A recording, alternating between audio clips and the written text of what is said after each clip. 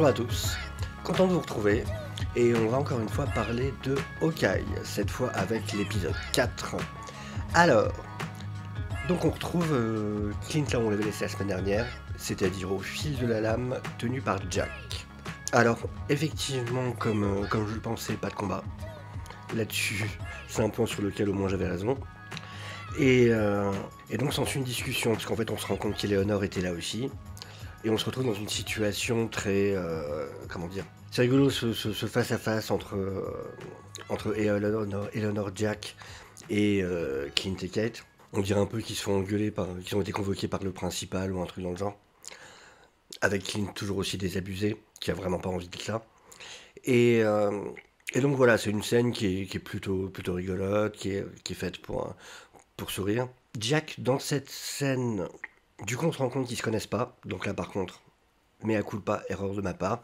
Je pensais vraiment que ça serait le cas. Et parce que comme on sait, toutes les histoires de Swordsman, tout ça, vous avez déjà forcément entendu. Petite parenthèse par contre, alors ça me fait rire parce que je vois souvent des vidéos dans lesquelles quand ils parlent de Swordsman, ils montrent un personnage dans le run de Matt Fraction et David Aja. Sauf qu'en fait c'est pas lui sur la page qui montre.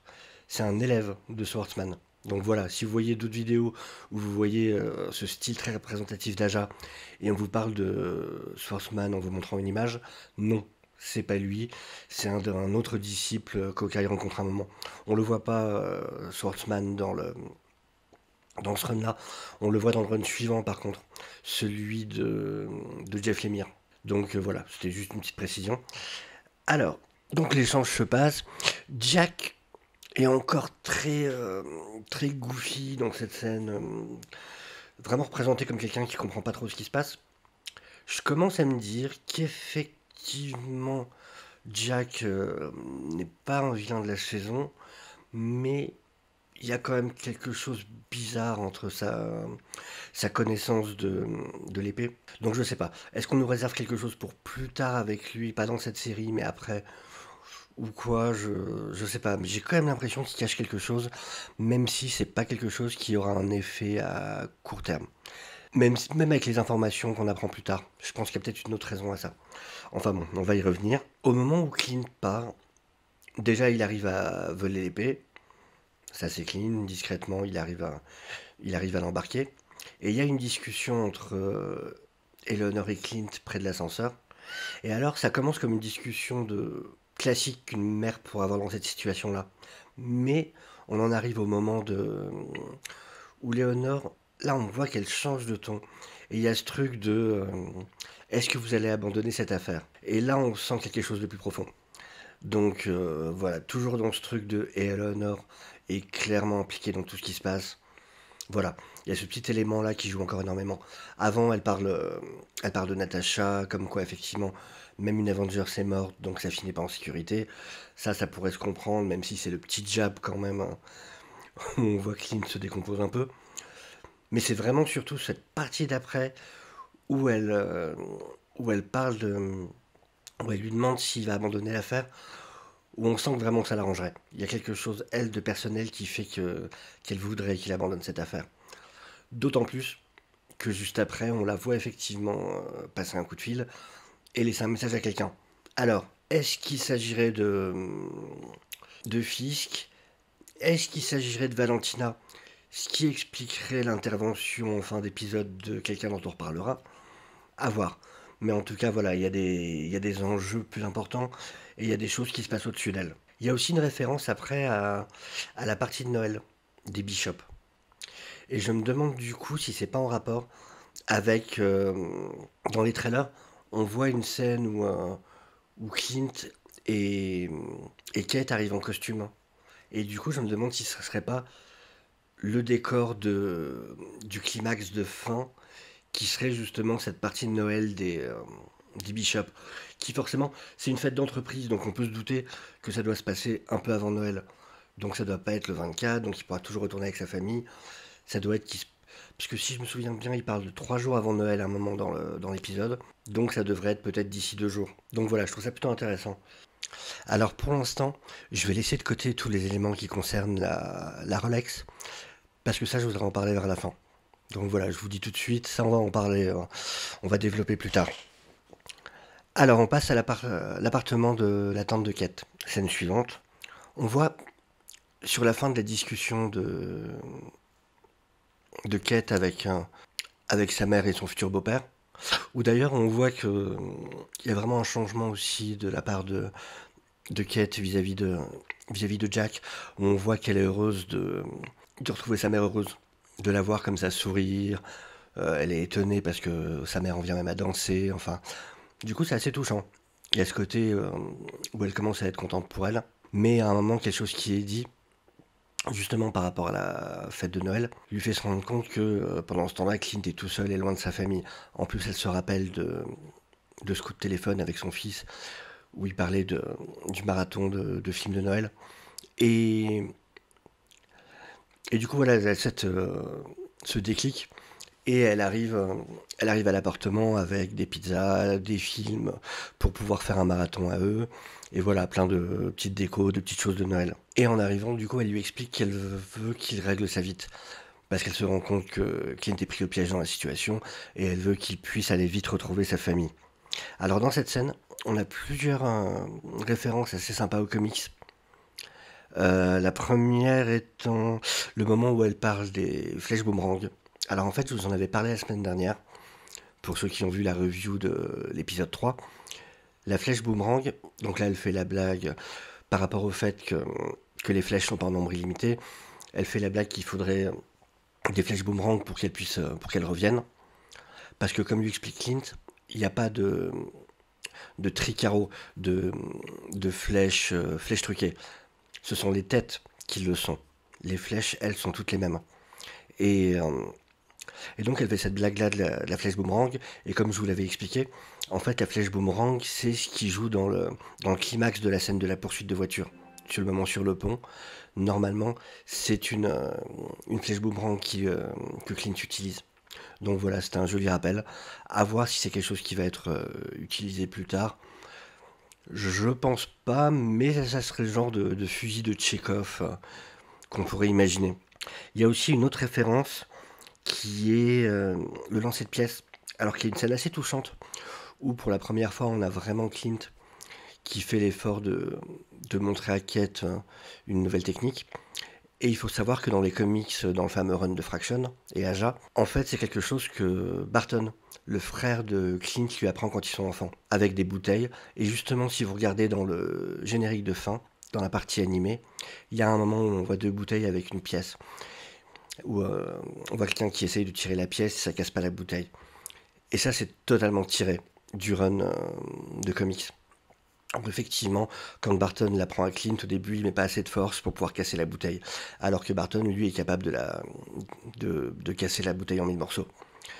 Et dans les comics, d'ailleurs, c'est comme ça que plus tard, donc ça peut aussi être un foreshadowing, et ça, je pense vraiment que ça servira, que Kate utilisera la technique là à un moment. C'est comme ça dans les comics.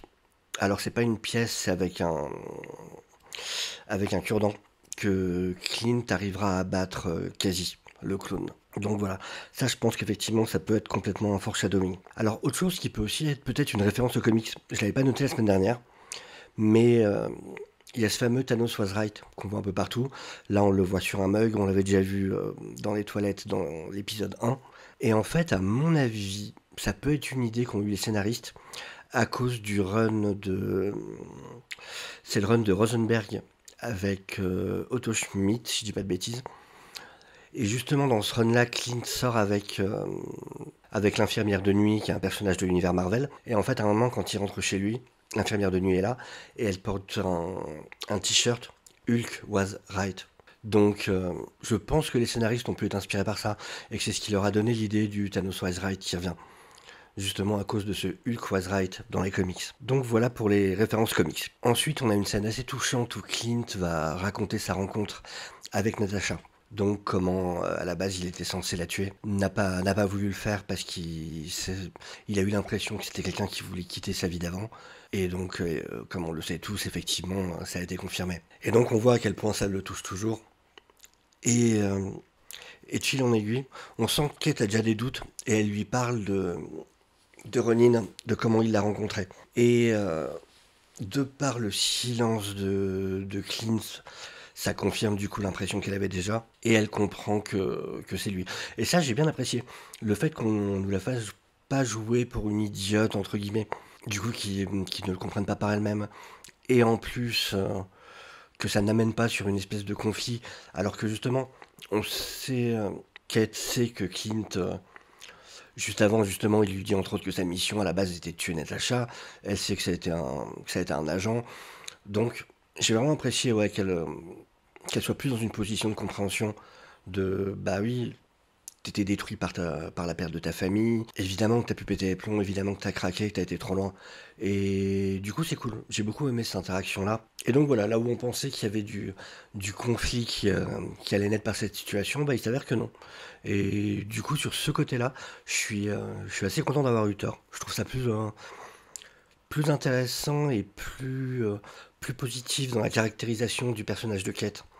Une certaine preuve de maturité, ce qui n'est pas toujours le cas avec le personnage, mais ce qui est normal. Mais du coup, sur ce coup-là, on a justement une démonstration de moment où elle fait preuve d'une vraie maturité. Ensuite, il y a une partie sur par rapport aux flèches, justement, comme quoi elles sont pas illimitées. Ce que je trouve aussi intéressant et intelligent de la part des scénaristes. Et vraiment, j'en reviens là-dessus, je l'avais déjà dit, mais je trouve que cette série est vraiment bien écrite. Et même si elle a moins de moments super impressionnants peut-être que d'autres, je trouve que dans sa globalité, il y a il y a une qualité d'écriture qui est beaucoup plus, comment dire, beaucoup plus stable. On voit que vraiment ils font attention à beaucoup de détails. Et donc là, on a une partie sur le fait que les flèches vont venir à manquer.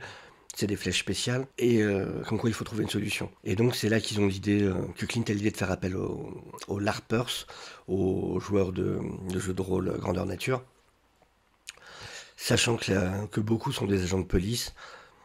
Euh, il se dit que voilà, ce serait possible que quelqu'un puisse l'aider à récupérer celles qui ont déjà été récupérées et qui doivent être dans des preuves à conviction dans un commissariat. Ensuite, on en vient à la scène de Casey. Alors, là, ce qui est assez intéressant, donc on a des informations plus précises sur la timeline de Casey. On apprend que pendant 4 ans, il a été le lieutenant de William Lopez, donc le père de Maya. Et ensuite, alors on peut deviner, je dirais qu'il a dû être depuis 3 ans le bras droit de Maya. Pourquoi? Parce que si vous écoutez en VO, il dit several years. Or, donc déjà c'est plus d'1 an. Si c'était 2, ça serait a couple of years. Et si c'était plus de 3 ans, la manière dont il dit several years more, ça doit vouloir dire que c'est moins du temps qu'il a passé avec le père. Donc, je me trompe peut-être, mais voilà, j'en déduirais que ça serait 3 ans du coup. On a la confirmation, alors ça fait partie de quelque chose que je garde justement pour plus tard, autour de la Rolex. Mais du coup, on a la confirmation que le Kingpin est vraiment après quelque chose de précis. Alors je dis Kingpin, c'est toujours cette figure énigmatique, mais voilà, je pense on peut facilement arriver à la conclusion que c'est Kingpin. Et du coup, ouais, c'est vraiment intéressant ce côté-là. Mais bon, encore une fois, ça, on va y revenir. Donc voilà, il y a tout cet échange avec Kazi. Euh, Ça, c'est les parties les plus importantes. Après le reste, c'est assez anecdotique. Ensuite, on en vient avec la scène avec les LARPers. Kate qui va les rencontrer. Déjà, c'est intéressant. Un petit easter egg dont je me demande s'il peut pas être en fait un foreshadowing. On rencontre un personnage qui s'appelle Wendy Conrad. Wendy Conrad, c'est pas un nom choisi au hasard. C'est un personnage de Marvel. Alors, dans les comics, c'est une mercenaire. Et il s'avère qu'en fait, dans un des comics, elle avait pour mission en gros, de couper les bras de Clint. Elle avait été embauchée pour couper les bras de Clint, pour qu'il ne puisse plus être un problème. Est-ce qu'il y aurait un foreshadowing? Alors pas par elle, puisque voilà, le personnage a l'air complètement différent, mais est-ce que ça nous indique pas qu'à un moment vers la fin, Clint pourrait avoir un problème, genre se faire casser le bras ou quelque chose comme ça, et du coup c'est Kate qui devra prendre les devants et être celle qui réglera la situation? C'est quelque chose que je vois vraiment être possible. Et justement, qui installerait Kate comme celle qui sauve qui save the day, comme on dit en anglais, mais voilà, qui sauve la situation. Et du coup, ouais, narrativement, ça pourrait être quelque chose effectivement qui ferait beaucoup de sens. avec elle qui prendrait du galon, on va dire. Et d'ailleurs, sur ce truc de Wendy Conrad, mercenaire, un peu après dans l'appartement, quand il y a la scène avec le sac, justement, elle lui dit qu'il y a écrit Bombshell dessus. Or, Bombshell, c'est le nom de code de Wendy Conrad dans les comics. Donc voilà, il y a aussi ça du coup qui rentre en ligne de compte. En plus, par rapport aux Larpers, je pense quelque part que le but c'est de reproduire un peu la dynamique qu'il pouvait y avoir avec les voisins dans les comics. Parce que dans le comic, donc Hawkeye est propriétaire de l'immeuble et très souvent ils se réunissent avec tous les voisins sur le toit de l'immeuble. Et on sait déjà, comme je l'avais dit, que Grill, celui qui avait le costume dans la série, était en fait un personnage des comics qui justement habitait dans l'immeuble. Et donc je pense qu'avec les Larpers, voilà, dans l'appartement, ils essayent de reproduire un peu cette dynamique-là. Donc à voir, est-ce qu'il serait possible que plus tard ils aient de nouveau un rôle? Déjà, il y en aura un. Il y a encore une fois un foreshadowing qui est celui des costumes. On a vu dans les trailers qu'à un moment, Hawkeye avait un costume particulier. Et on voit là que Kate, justement, il y a toute cette discussion où en gros on devine qu'en fait c'est les Larpers qui vont créer les costumes, dont ceux que vont porter Kate et Clint. Donc ça qu'on verra sûrement à l'épisode 6, peut-être dès l'épisode 5, à mon avis quand même plutôt l'épisode 6. Et donc Hawkeye peut récupérer ses flèches. De là, on arrive à la scène finale. Alors il y aura pas mal de choses à dire aussi. Donc déjà on a une petite leçon de stratégie, cette fois, de Clint vis-à-vis de Kate. Et alors ce qui est marrant, c'est qu'après on a une scène qui m'a beaucoup rappelé une scène du premier Jason Bourne, où en fait Matt Damon expliquait à son acolyte dans le film, à celle qui l'accompagne pendant l'aventure, faisait tout un plan pour aller obtenir des informations je crois que c'est dans une banque dans le film, je l'ai vu il y a très longtemps, et il lui explique tout un plan super compliqué. Et en fait, il y a toute cette exposition sur le plan à venir, et d'un coup il reçoit un coup de fil dans la cabine, et c'est bah voilà, c'est réglé. Comment ça, c'est réglé? Et en fait, elle a juste souri. Et elle a pu obtenir ce qu'ils étaient venus chercher. Et du coup, il y a vraiment cet équivalent-là, où Kate se sert du coup de son charme, entre guillemets, mais vraiment dans le sens, voilà, une jeune qui voit un petit vieux arriver, qui va l'aider à porter ses courses, avec un petit sourire, elle discute avec lui, et hop, ça passe tout seul. Du coup, c'était assez sympa. Ça montre qu'elle a vraiment sa manière, elle, de faire face aux situations. Et du coup, encore une fois, ça l'installe en tant que son propre personnage. Elle arrive à l'appartement. Là, on a un premier indice sur la propriétaire de par le système de sécurité, avec ses flashs, qui s'avère effectivement être une sorte d'alarme visuelle. Et elle trouve la fameuse Rolex. Alors, on va revenir sur la Rolex maintenant. Déjà, je suis content, puisque ça faisait, depuis le début d'ailleurs, que je disais que la Rolex aurait réellement son importance, où j'avais pas mal de gens autour qui me disaient non, non, ça ne servira à rien, ils vont pas en reparler. Donc, je suis content que ça se confirme. Après, je les comprends aussi, hein, parce que c'est vrai que ça aurait été tout à fait possible. Mais dans cette série, je sentais justement que les scénaristes étaient assez méticuleux pour que réellement chaque élément ait son importance. Donc, dans la narration qu'on a vue depuis le début, j'imaginais pas que ça servirait pas. Et donc voilà, effectivement, c'est confirmé tout le long de l'épisode. Et donc, on va revenir sur quelques trucs avant de continuer sur la scène de l'appartement. Va falloir qu'on parle de Laura. Il y a un truc qui se passe avec Laura, donc la femme de Clint. Donc déjà, quand Clint part de l'appartement d'Eleanor au début, la personne qui contacte, c'est sa femme. Alors jusque maintenant, on a toujours vu qu'ils étaient très proches, qu'il n'avait pas de secret pour elle, ce qui est très cool dans ce qu'on voit de leur relation. Mais là, on a passé une étape, quand même, dans cet épisode. Et il y a de quoi se poser vraiment des questions. Parce que, donc celle qui contacte, pas juste en mode je te raconte ce qui se passe, mais pour lui demander à elle de creuser. Déjà, ce qui commence à mettre la puce à l'oreille. Donc elle est capable de trouver des informations sur la société de Sloan. Donc c'est là qu'on découvre que Jack est CEO de la société. Là-dessus, par rapport à ce que je disais au départ par rapport à Jack, le truc c'est est-ce qu'il est au courant? Est-ce que ça serait pas Eleanor qui se sert de son nom comme façade? Voilà, c'est trop tôt pour dire, mais Pour l'instant, je sais vraiment pas comment situer Jack. Là, je m'avancerai pas à faire des théories précises parce que pour l'instant, je suis un peu dans l'expectative. Mais en tout cas, voilà. Donc, il contacte Laura pour en savoir plus. En plus, encore une fois, on a référence au Big Guy. On nous dit que peut-être ça laverait de l'argent sale pour le Big Guy. Donc, encore certainement une référence au King Pete. Et là, c'est ce qui m'intéresse particulièrement. C'est Laura qui parle de la Rolex. C'est pas Clint qui y pense. Et pourquoi? Comment elle pense d'abord directement à cette Rolex? C'est super étonnant. Et non seulement donc elle parle de la Rolex, elle se met à lui parler en allemand à ce moment-là. Et là, du coup, alors je l'avais déjà entendu dire, mais j'avais vraiment pas prêté attention. Je sais plus qui avait émis la théorie que peut-être sa femme avait été une agent dans le passé. Chapeau, parce que là, j'ai vraiment l'impression que ça se confirme effectivement. Euh, Là, il y a plein d'éléments qui me font dire que oui, ça a dû être un agent, et c'est comme ça qu'ils se sont rencontrés, et elle a quitté le métier depuis longtemps. Parce que, du coup, non seulement donc, ce qu'on vient de dire, plus tard, donc c'est elle qui lui confirme que la montre n'avait pas été détruite. Donc pareil, ça veut dire qu'elle a quand même pas mal de contacts pour, par elle-même pour apprendre ce genre de choses. C'est elle qui donne l'adresse, donc elle a réussi à trouver, parce qu'on apprend qu'il y a un transmetteur dans la Rolex, donc ce qui est aussi intéressant. Donc c'est un objet assez important pour qu'on ait mis un transmetteur à l'intérieur, qui, pourquoi, dans quel but.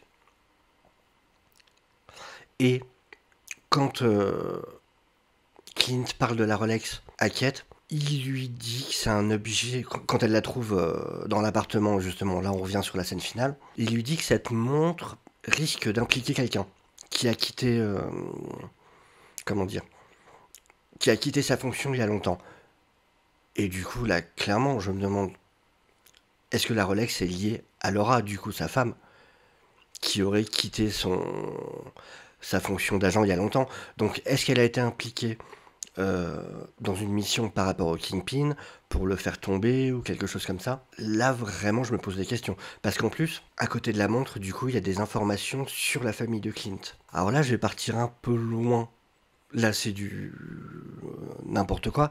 Mais juste avant il y a une scène où on voit la scène où on voit la famille, la femme, et où on voit les enfants, il y a un moment où il y a vraiment un regard presque caméra de la part du fils. Et je sais pas. Est-ce qu'il y aurait pas. Enfin, là, ça part vraiment loin, mais je me dis. Sait-on jamais? Soyons fous, partons dans les théories. Au moins, si ça arrive, je ressortirai cette vidéo et je dirai je vous avais prévenu. Et si ça arrive pas, bah, j'en reparlerai jamais, ou alors je couperai même cette partie-là de la vidéo. Mais est-ce que c'est vraiment son fils? Est-ce qu'il aurait pas été adopté suite à une mission?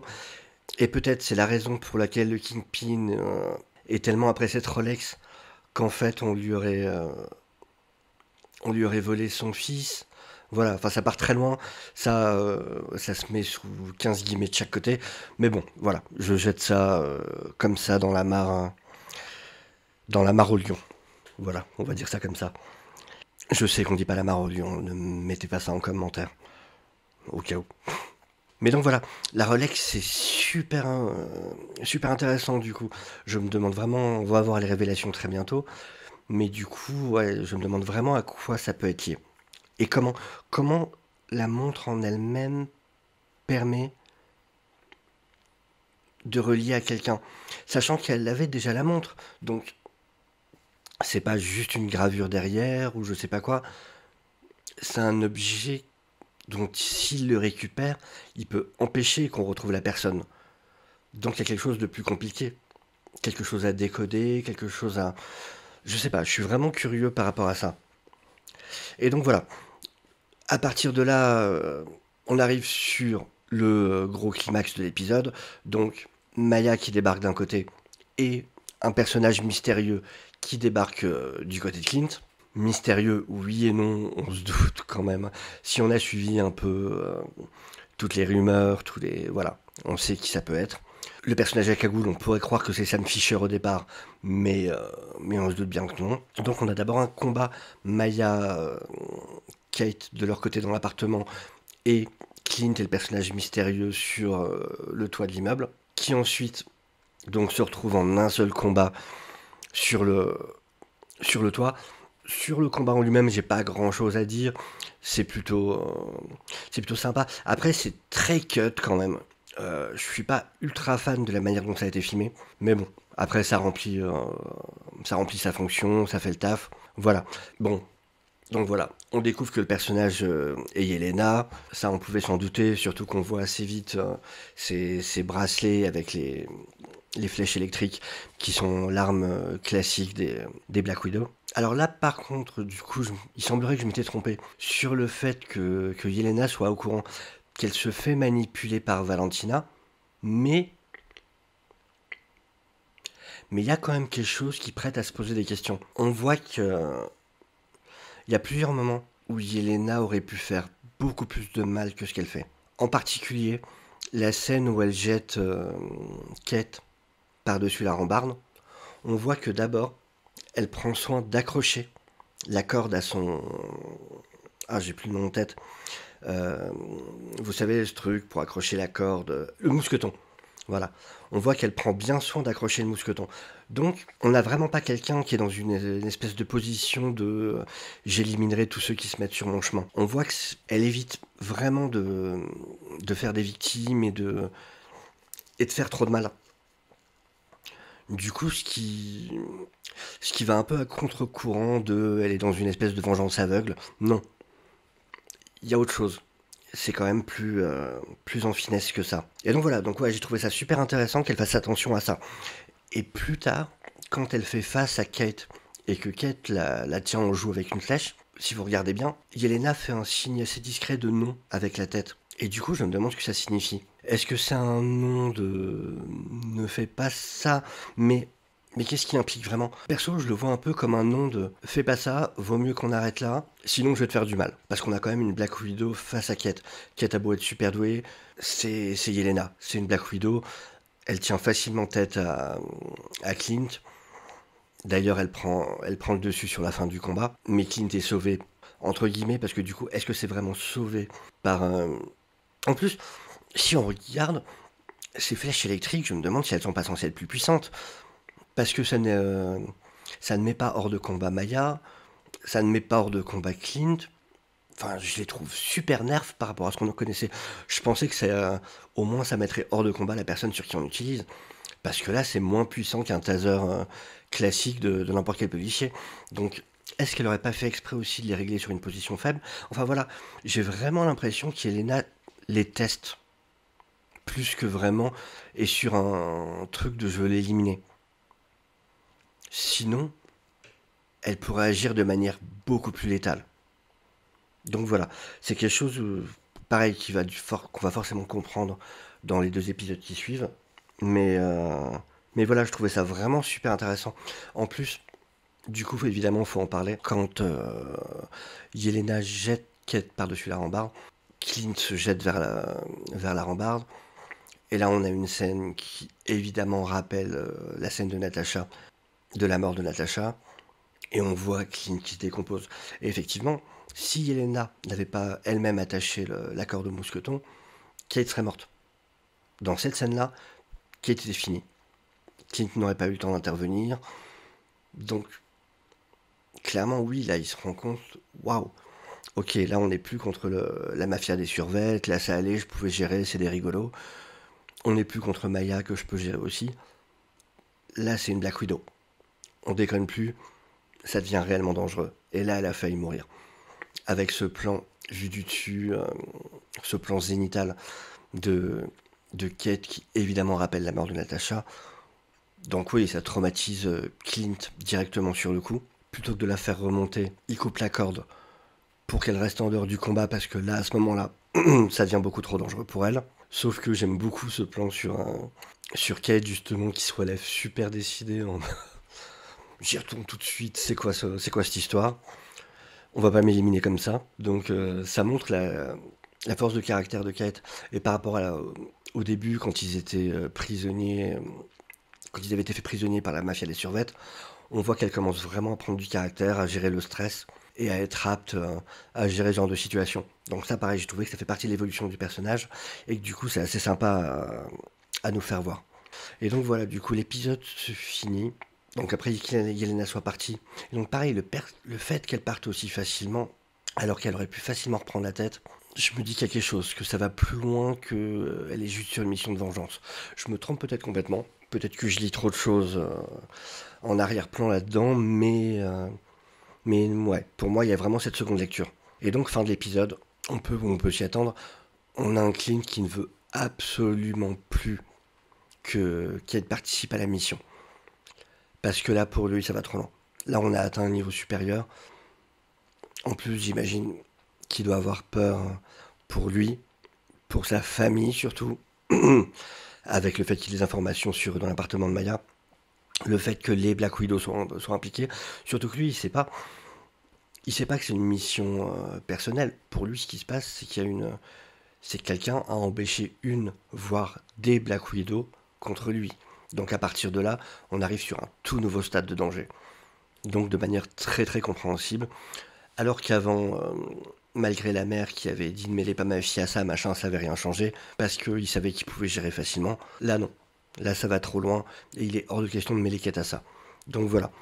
On se doute qu'il va revenir en arrière, que les choses vont faire. Est-ce que c'est Kate qui va s'imposer? Est-ce que la situation va l'imposer? Est-ce que ça sera lié justement au fait que Clint doive s'intégrer à la fête des Bishops parce qu'un élément va l'y emmener ou quoi? On verra.